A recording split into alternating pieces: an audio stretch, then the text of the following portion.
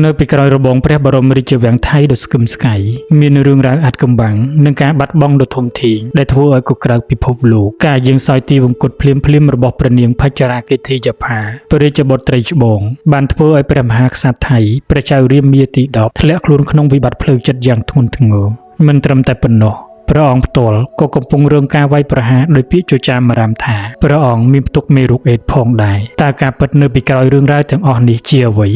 សូមតាមដានជាមួយយើងខ្ញុំទាំងអស់គ្នា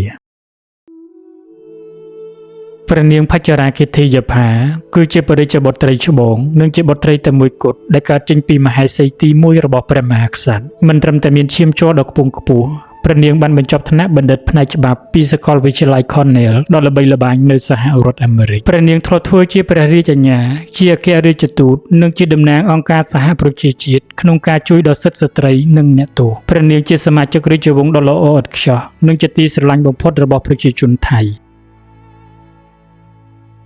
ប៉ុន្តែរឿងរ៉ាវមិននឹកស្មានដល់បានកើតឡើងក្នុងវ័យ44ព្រះវស្សាព្រះនាងបានដួលសន្លប់បាត់បង់ស្មារតីភ្លាមក្នុងពេលកំពុងហ្វឹកហាត់សត្វឆ្កែយោធាទោះបីជាក្រុមគ្រូពេទ្យបានប្រើប្រាស់ឧបករណ៍បច្ចេកវិទ្យាទំនើបបំផុតដើម្បីជួយសង្គ្រោះយ៉ាងណាក៏ដោយក៏ប្រព័ន្ធខួរក្បាលរបស់ព្រះនាងបានបាត់បង់មុខងារទាំងស្រុងដោយសារបញ្ហាបេះដូងលោតខុសចង្វាក់ធ្ងន់ធ្ងរដែលបណ្ដាលមកពីការឆ្លងមេរោគការយាងសោយទីវង្គតរបស់ព្រះនាងបានបន្សល់ទុកនូវក្តីសោកសង្រេងគ្មានអ្វីប្រៀបផ្ទឹមបានឡើយ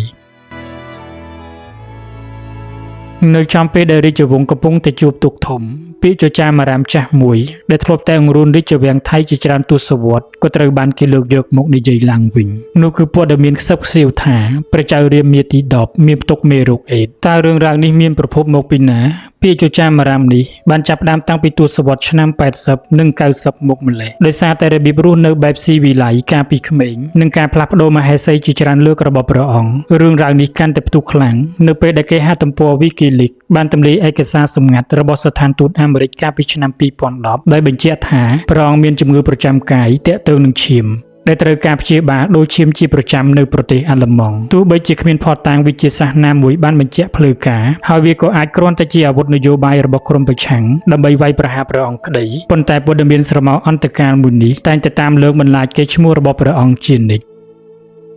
ការរងសម្ពាធពីពាក្យចចាមអារ៉ាមរឿងរ៉ាវសុខភាពខ្លួនឯងផងនឹងត្រូវមកជួបការបាត់បង់បុត្រីច្បងស្មើនឹងជីវិតផងបានធ្វើឲ្យព្រះមហាក្សត្រថៃដួលរលំផ្លូវចិត្តយ៉ាងខ្លាំងព្រះនាងភច្ចរាគិធីយផាមិនត្រឹមតែជាកូនស្រីសំណប់ចិត្តនោះទេប៉ុន្តែព្រះនាងគឺជាបង្អែកដ៏រឹងមាំតែមួយគត់និងជាក្តីសង្ឃឹមក្នុងការឡើងគ្រងរាជ្យបន្តដើម្បីរក្សាស្ថិរភាពរាជវង្សការបាត់បង់បុត្រីដ៏មានសមត្ថភាពភ្លាមបែបនេះក្នុងពេលដែលបុត្រាដទៃទៀតកំពុងរស់នៅនិរទេសខ្លួននៅបរទេសបានធ្វើឲ្យព្រះចៅរាមាទី10ធ្លាក់ខ្លួនក្នុងភាពឯកោវល់និងខ្វល់ខ្វាយជាពន់ពេកពីអនាគតនៃរាជបល្ល័ង្កថៃដែលកំពុងតែជួបព្យុះភ្លៀងមិនចេះចប់មិនចេះហើយ